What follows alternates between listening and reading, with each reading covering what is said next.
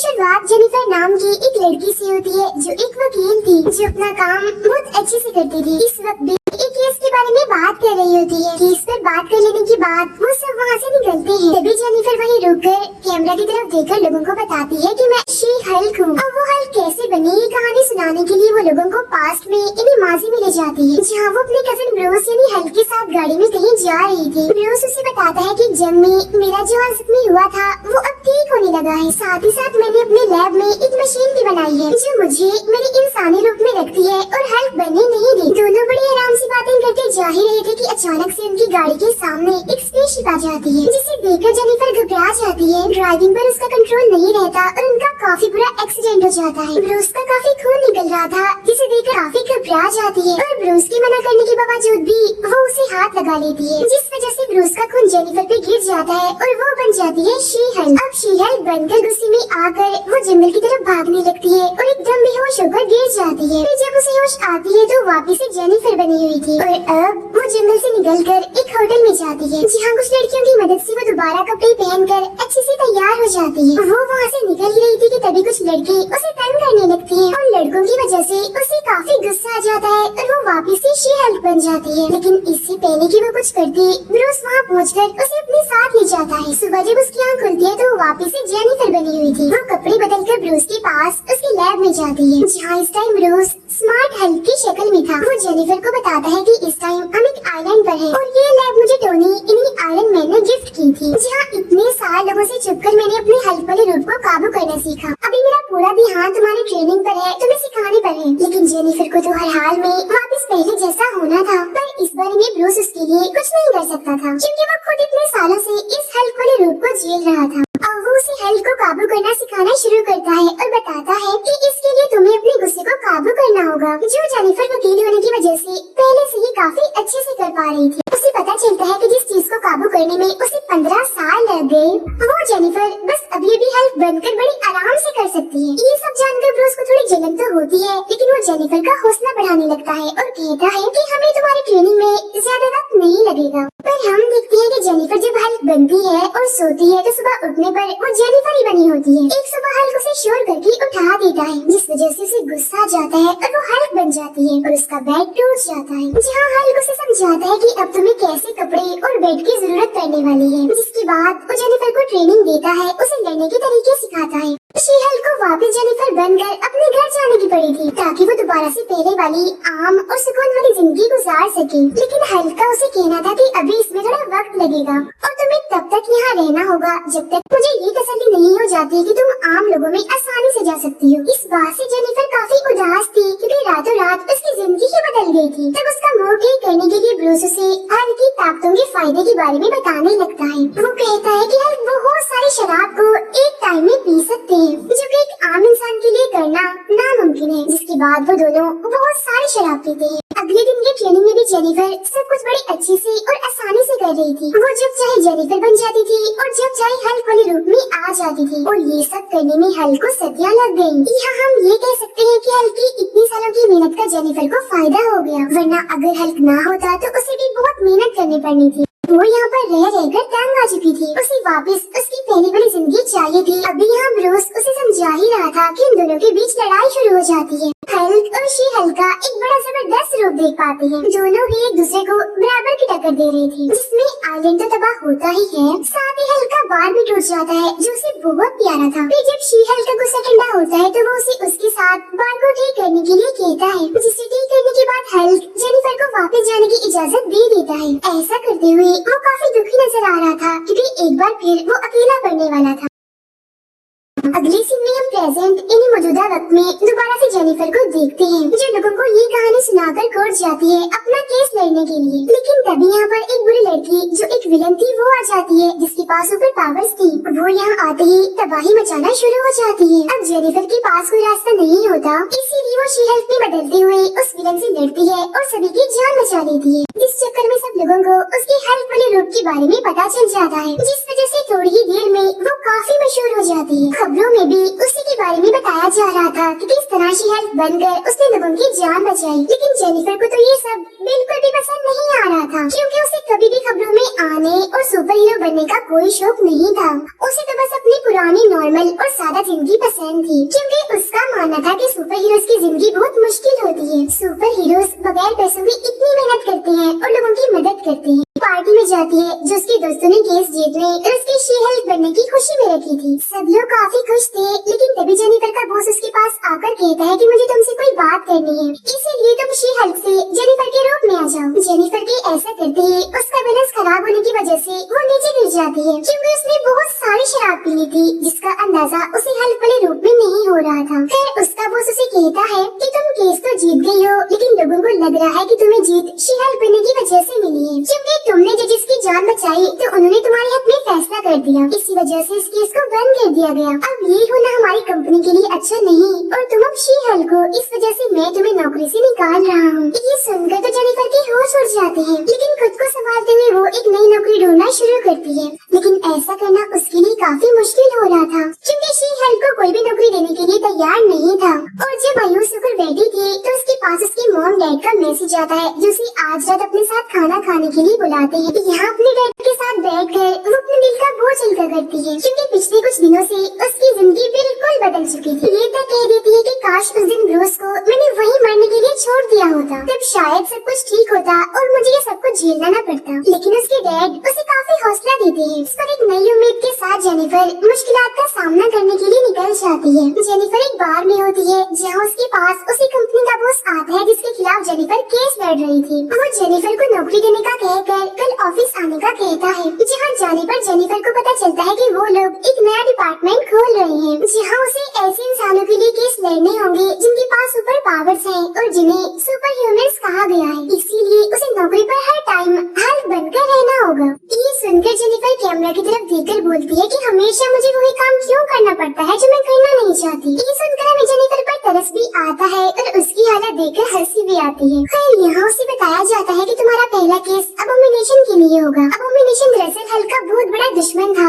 जिसने हल्क की जान लेने की भी कोशिश की थी, लेकिन हल्क ने उसे हराकर जेल में बंद करवा दिया और अब उसकी सजा पूरी होने वाली है। पर जब वो जेल से निकलेगा तो लोग बहुत शोर मचाएंगे। इसलिए जेनिफर का बॉस उससे कहता है कि तुम उसका केस लड़ो और उसे कोर्ट में बेकसूर साबित करो। लेकिन जेनिफर ब्रूस की वजह से ऐसा करने से घबरा रही थी, जिस पर उसका बॉस उसे इस बारे में एक बार सोचने और अबोमिनेशन से मिलने को कहता है। फिर जब जेल में जेनिफर अबोमिनेशन से मिलने जाती है तो वो खुद को मासूम और बेकसूर साबित करने का कोई मौका नहीं छोड़ता। वो जेनिफर को बताता है कि मैं भी एक आम इंसान था जो सुपर पावर से लोगों की मदद करना चाहता था, लेकिन गवर्नमेंट की तजुर्बों की वजह से मैं एक बुरा यानी विलन बन गया और हल्क एक हीरो। लेकिन अब मैं बदल चुका हूँ और वापस से एक सुकून वाली जिंदगी जीना चाहता हूँ, जिसके लिए मुझे तुम्हारी मदद की जरूरत है। जेनिफर सोचने का टाइम मांग कर वहाँ से निकल जाती है। घर जाकर वो हल्क को फोन करती है और उसे सारी बात बताकर इस केस पर काम करने की इजाजत मांगती है, जिससे हल्क उसके ये केस लड़ने पर मान जाता है, क्योंकि उसे भी ऐसा लग रहा था कि अबोमिनेशन अब बदल चुका है। ये सुनकर जेनिफर को काफी अच्छा महसूस होता है। जेनिफर खुशी खुशी अपने बॉस को कॉल करके कहती है कि हाँ मैं ये केस लेने के लिए तैयार हूँ। पर तभी उसका बॉस उसे पहले टीवी देखने के लिए कहता है, जहाँ देखती है कि अबोमिनेशन जेल से भाग गया है और वो अभी एक जगह पर लड़ाई कर रहा है। यानी इसका मतलब वो बदला नहीं, बस जेनिफर के सामने ड्रामा कर रहा था। ये देखकर गुस्से में जेनिफर अबोमिनेशन से मिलने जाती है, जिसे वापस से पकड़कर जेल में डाल दिया गया था। जेनिफर उस पर काफी गुस्सा करती है कि तुमने मेरे सामने ड्रामा किया, मुझसे झूठ बोला। इस पर वो जेनिफर को बताता है कि ये सब कुछ मैंने अपनी मर्जी से नहीं किया, बल्कि चीफ जिसका नाम वोंग है, जो जादूगर है, उसके कहने पर किया। जेनिफर फौरन अपने दोस्त को वोंग के बारे में पता लगवाने के लिए कह देती है और उसे पता चलता है कि वो पहले एक लाइब्रेरी में काम करता था। फौरन वोंग से मिलने के लिए निकलती है ताकि वो पता लगवा सके कि उसने अबोमिनेशन को लड़ने के लिए क्यों कहा। उधर खबरों में जेनिफर के खिलाफ बातें होने लगती है कि वो गलत इंसान का केस लड़कर उसका साथ दे रही है, यानी अबोमिनेशन जो दुनिया के लिए बड़ा खतरा बन सकता है। अपने केस में लग जाती है और तभी उसके ऑफिस में आता है वोंग, जो कहता है कि अबोमिनेशन जो भी बोल रहा है वो सच है, क्योंकि असल में मैं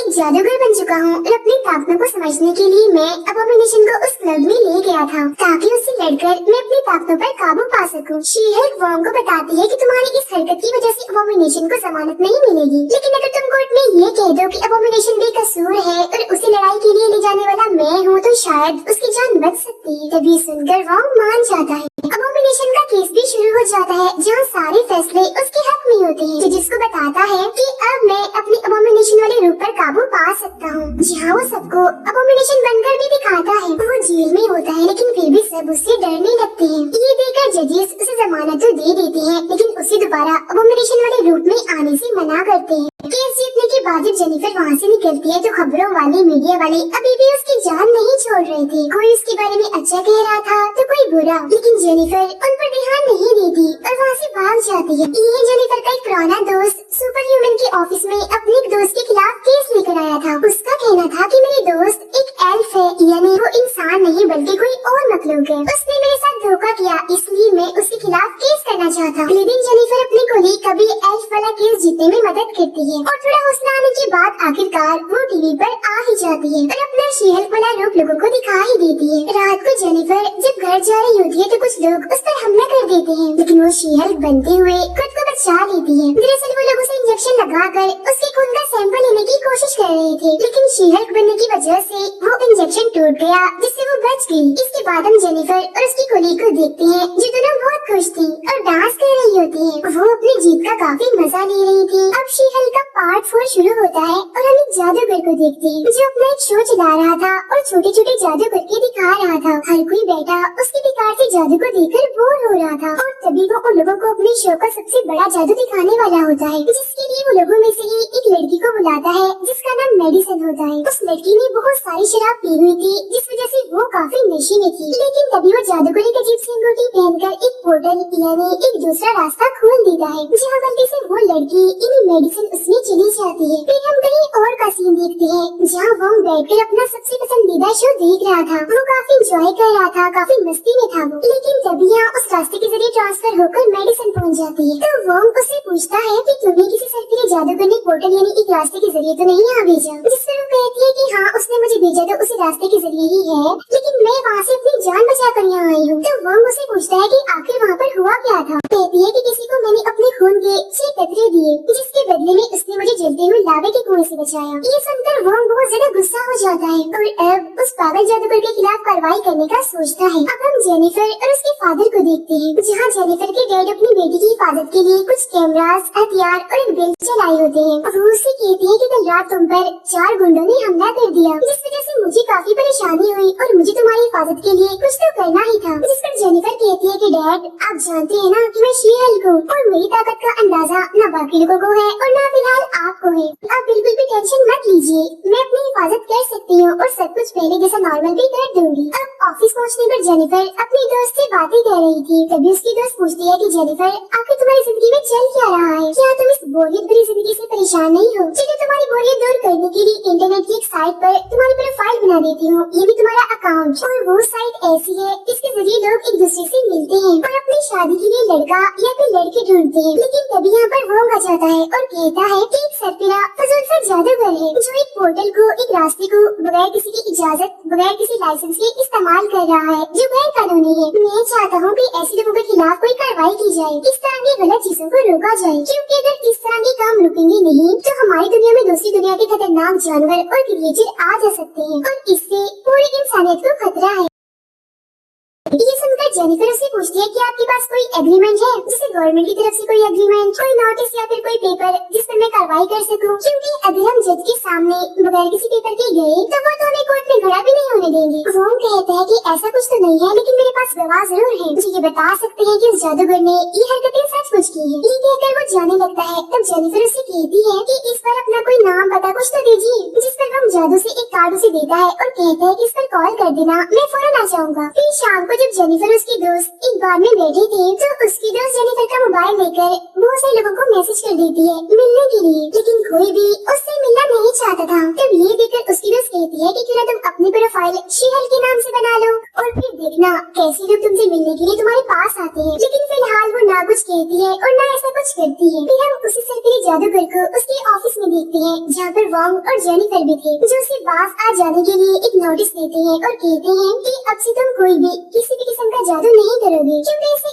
इंसानी दुनिया पर बहुत बड़ा खतरा आ सकता है, इसका तुम्हें अंदाजा भी नहीं। लेकिन वो जादूगर उनकी बात नहीं मानता और कहता है कि इसके लिए मैं तुम्हें कोर्ट में घसीट सकता हूँ। जिस पर जेनिफर कहती है तो ठीक है, फिर मेरी तुमसे मुलाकात अब कोर्ट में ही होगी। अब यहाँ वो और वो जादूगर एक दूसरे के साथ काफी अलग अलग हंसाने वाले जादू कर रहे थे। अब जेनिफर एक लड़के से मिलने पहुँचती है। काफी सारे अलग अलग लड़कों से मिलने और बात करने पर उसे कोई भी अपने जैसा नहीं मिलता। जिसके बाद अगले दिन कोर्ट में गवाहों को बुलाया जाता है, जहाँ जज उन्हें बताती है कि अगर आपके पास कोई गवाह या फिर कोई सबूत नहीं है तो हम इस केस को यहीं रोक देंगे। तो वो जादू करके मेडिसन को यहाँ बुला लेता है, जो कहती है कि हाँ, उस जादूगर ने मुझे गायब तो किया था, लेकिन मैं एक ऐसी जगह पर पहुँच गई थी जिसका जिक्र मैं नहीं कर सकती, क्योंकि मैंने वादा किया था किसी के साथ इस बात को मैं राज रखूंगी और किसी को नहीं बताऊंगी। इसीलिए इस राज को खुफिया ही रहने दे, मैं नहीं बता सकती आपको। अब क्योंकि यहाँ पर जज को कुछ भी समझ नहीं आ रही थी, इसीलिए वो इस केस को अगले हफ्ते पर रख देती है। फिर जब जेनिफर घर थी तो वो काफी बोर हो रही थी। अपनी प्रोफाइल को जेनिफर से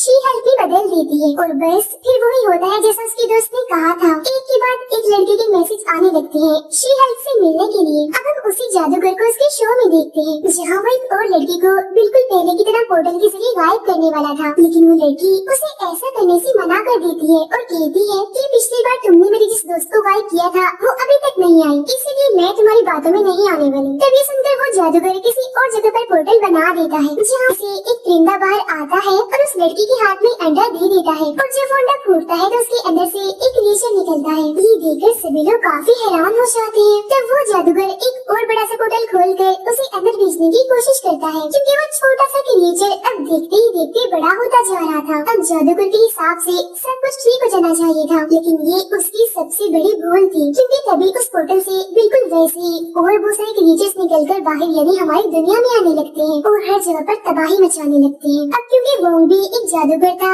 इसलिए इस जादूगर के पास वोंग से मदद के अलावा और कोई रास्ता नहीं था, इसलिए ये उसे बुला लेता है और अब ना चाहते हुए भी वोंग को इस लड़ाई में उतरना ही पड़ता है। उधर शी हेल्प लड़के से मिलने के लिए पहुंच चुकी थी, जहाँ अब की बार भी वो काफी सारे लोगों से मिलती है, जहाँ कुछ तो उससे ये भी कहते हैं कि हमने बहुत सारा वजन उठाया है एक ही टाइम में, तुम ज्यादा से ज्यादा कितना उठा लेती हो? जिससे वो कहती है कि हाँ, आराम से 1-2 टन तो उठा ही लेती हूँ। अब इन्हीं लोगों में आखिरकार उसे एक लड़का पसंद आ ही जाता है, जो एक डॉक्टर था। शी हेल्प उसे अपने घर ले जाती है, लेकिन उनकी कोई बात करने से पहले ही वो यहाँ पर पहुँच जाता है और कहता है कि जेनिफर, मुझे तुम्हारी मदद की जरूरत है, इसलिए जल्दी करो, मेरे साथ चलो। अब वो जेनिफर इन्हीं शी हेल्प को वहीं ले जाता है जहाँ वो क्रिएचर्स तबाही मचा रहे थे और उस पोर्टल से अब भी एक के बाद एक वो क्रिएचर्स बाहर आ रहे थे। तब यहाँ जेनिफर वोंग से पूछती है कि आखिर मुझे करना क्या है, जिस पर वोंग कहता है कि मैं एक और पोर्टल खोलता हूँ, बस एक एक करके इन्हें दूसरी दुनिया में फेंकती जाऊँ। अब यहाँ खास बात ये थी कि इन क्रिएचर्स को मारने से इनका साइज और बड़ा हो रहा था, लेकिन फिर भी वोंग जादुई रस्सी बनाकर सभी क्रिएचर्स को उसे लपेट लपेट कर दूसरी दुनिया में फेंक देता है और वहाँ का दरवाजा बंद कर देता है। जिसके बाद जेनिफर दोबारा से अपने घर आ जाती है, जहाँ वो लड़का उसका इंतजार कर रहा था। अब ऐसे ही रात हो जाती है। फिर अगली सुबह जब वो लड़का जेनिफर को उसके असली रूप में देखता है तो सोचता है, ओह ये कौन है? जिसके बाद वो यहाँ से जाने का सोचता है, क्योंकि उसे तो सिर्फ शी हेल्प ही पसंद आई थी। तभी उसके दरवाजे पर एक आदमी नोटिस करने के लिए आता है। जब जेनिफर उसे खोलती है तो देखती है कि एक लड़की ने उसे नोटिस भेजा है, जिस पर लिखा हुआ था कि शी हेल्प नाम पहले मैंने चुना था, यानी ये मेरा नाम है, मेरी इस नाम की प्रोफाइल भी है, रजिस्टर भी है ये नाम, लेकिन अब तुमने मेरे इस नाम को चुराया है तो इसलिए अब तुम पर केस होगा। इसके बाद हम देखते हैं मेडिसन को, जो वोंग के साथ बैठी होती है और वोंग का नाम अजीब तरीके से ले रही थी। दोनों ही आपस में अलग अलग किस्म की शराब की बातें कर रहे होते हैं। इस सीरीज के बाकी पार्ट्स हम तब अपलोड करेंगे जब वो रिलीज हो जाएंगे। तब तक के लिए goodbye, thank you for watching.